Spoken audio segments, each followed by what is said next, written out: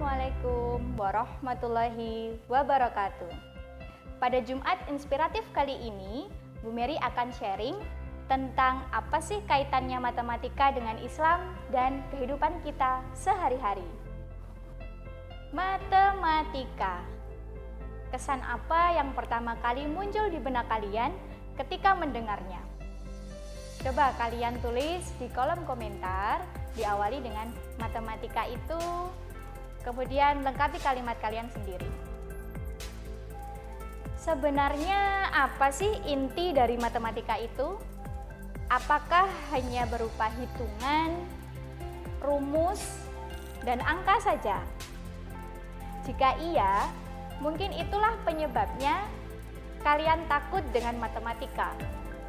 Matematika diibaratkan dengan sosok seperti monster yang harus kalian taklukkan setiap masuk kelas, yang harus kalian bantu untuk mencari nilai X dan nilai Y. Nah, kali ini mari kita lihat matematika dengan sudut pandang yang berbeda.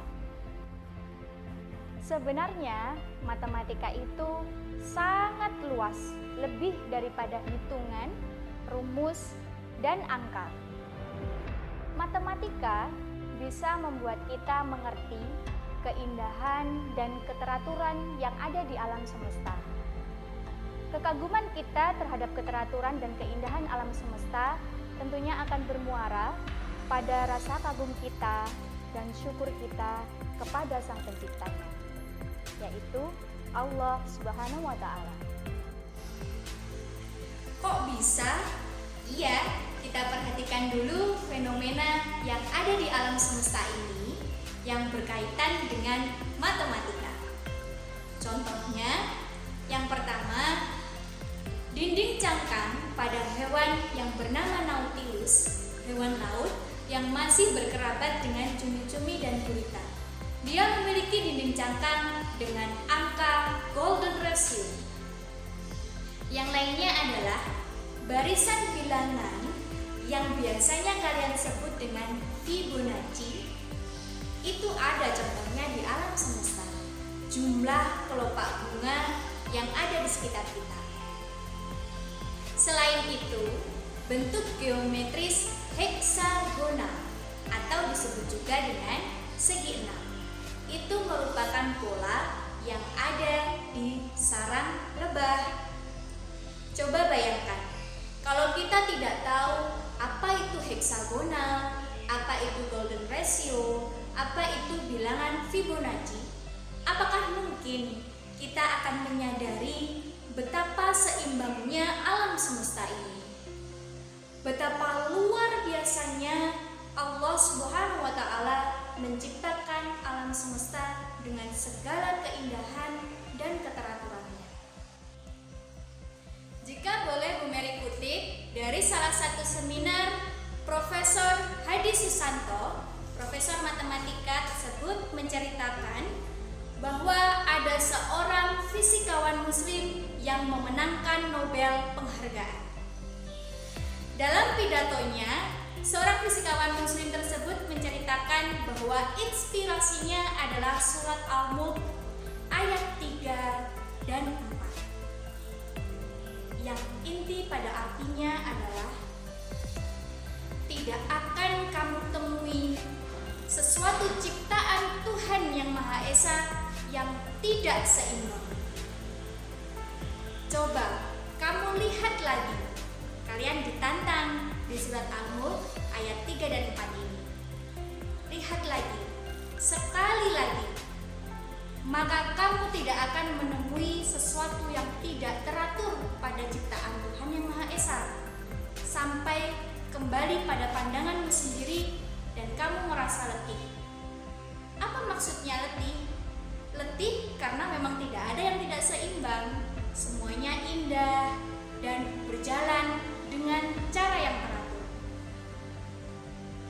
Beliau berkata juga bahwa sebenarnya surat Al-Mulk ayat 3 dan 4 ini harus menjadi inti dari para ilmuwan, bahwa semua kegiatannya, semua keilmuannya harus bermuara pada rasa kagum kita kepada ciptaan Allah Subhanahu wa Ta'ala. Semakin dalam kita belajar, semakin dalam kita mencari tahu, maka akan semakin terpesona pandangan kita kepada Allah Subhanahu wa Ta'ala. Begitu banyak fenomena di alam semesta ini yang bisa kita ungkap dengan ilmu pengetahuan. Jadi, sudah bersiapkah kalian untuk memecahkan rahasia dunia dengan ilmu pengetahuan dengan matematika? Matematika adalah bahasa canggih yang disusun dengan logika untuk bisa membantu kita memecahkan masalah dalam kehidupan sehari-hari. Kalau kita mundur sebentar di zaman bangsa Romawi, di sana mereka sudah mengenal tentang bilangan. Yang kalian kenal sekarang adalah bilangan Romawi. Mereka kesulitan untuk menuliskan bilangan dengan nilai yang sangat besar. Mereka belum mengenal angka 0. Sehingga pada suatu saat ada seorang ilmuwan dari India, dia memperkenalkan apa itu angka 0.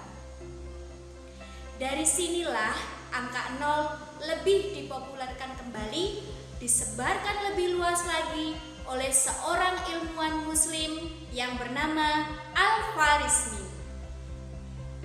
Al-Khwarizmi juga berjasa pada pengenalan ilmu aljabar yang mungkin kalian pelajari saat ini.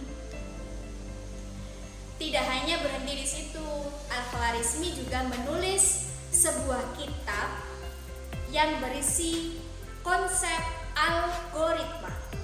Iya, algoritma. Mungkin kalian belum mengenalnya. Kalian akan mengenal nanti lebih jauh lagi ketika duduk di SMA. Secara singkat, algoritma adalah susunan langkah-langkah logis yang bisa kita gunakan untuk memecahkan masalah. Dan kalian tahu tidak? Algoritma adalah jantung informatika pada revolusi industri 4.0 saat ini. Kok bisa gitu? Ya, komputer, Instagram yang kalian gunakan, Twitter, Facebook, atau bahkan YouTube yang sedang kalian tonton ini itu menggunakan konsep dari algoritma.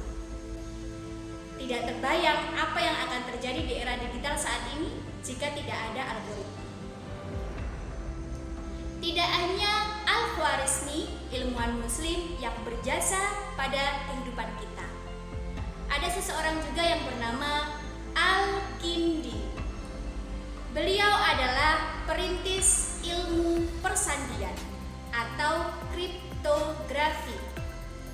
Konsep kriptografi ini digunakan dalam kehidupan kita saat ini untuk menyimpan rahasia ATM dan juga pesan seperti di WA yang kita gunakan sehingga tidak akan bocor di tangan orang-orang yang tidak bertanggung jawab. Kalau kalian lihat di WA, di situ ada keterangan dienkripsi end-to-end. Nah, itu maksudnya dikode sehingga percakapan hanya bisa dilihat oleh kita dan seseorang yang kita kirimi pesan. Itu dari mana?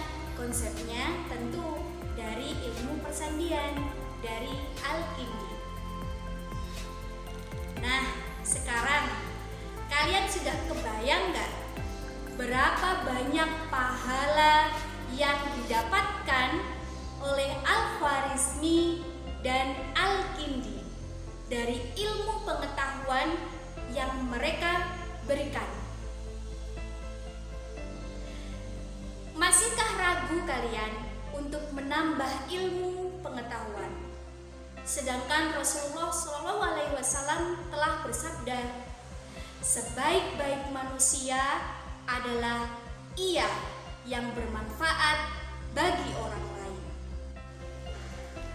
Jatuh cinta dengan matematika tentu bukan hal yang mustahil. Mungkin hal pertama yang harus kita ganti adalah cara pola pikir kita. Tidak lagi memandang matematika hanya berupa hitungan, rumus, ataupun angka. Dan juga jangan lupa kita pun harus menguasai konsep dasar matematika seperti operasi bilangan dan bilangan itu sendiri. Itulah alat kita untuk bisa lebih mudah, lebih semangat lagi mempelajari apa matematika.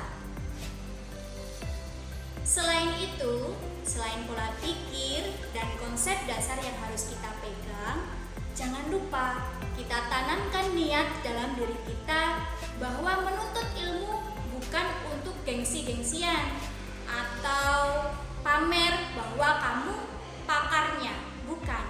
Kita harus meniatkan bahwa belajar, menuntut ilmu apapun selain matematika itu adalah untuk memberi, menambah kebermanfaatan diri kita kepada orang lain.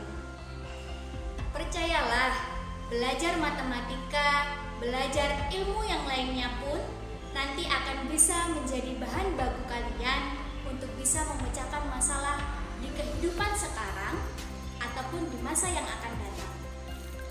Percayalah bahwa itu akan kembali pada diri kita, akan memberikan kebaikan untuk diri kita sendiri. Itu yang utama. Nah, ketika mempelajari suatu ilmu atau menuntut ilmu, ingat pesan dari seorang sahabat Rasulullah Shallallahu Alaihi Wasallam, Umar bin Khattab. Beliau berpesan, seseorang dalam menuntut ilmu terdapat 3 tahapan. Tahapan yang pertama, yang paling dasar, ketika seseorang itu menuntut ilmu dan berada pada tahap yang pertama, maka seseorang itu akan sombong, merasa dirinya yang paling tahu, paling pintar, yang lainnya lebih rendah dari dirinya. Padahal dialah yang rendah, masih di tahap pertama. Nah, jika seseorang menuntut ilmu dan berada pada tahap yang kedua, maka dia akan tawadhu, tidak sombong. Dan yang paling tinggi tahapannya adalah tahapan yang ketiga. Jika seseorang menuntut ilmu dan berada pada tahapan yang ketiga ini, tahapan yang paling tinggi kedudukannya, dia akan malah merasa tidak tahu apa-apa, belum tahu apa-apa. Saking banyak ilmu yang diberikan oleh Allah Subhanahu wa Ta'ala, lebih banyak rahasia dunia yang belum dia ketahui, yang masih perlu dia pelajari satu persatu, dan tidak akan menyerah dalam menuntut ilmu. Tidak hanya itu, dia juga tidak akan ragu untuk membagikan ilmu pengetahuannya yang sudah diperolehnya kepada orang lain, memberikan kebermanfaatan dirinya kepada orang lain.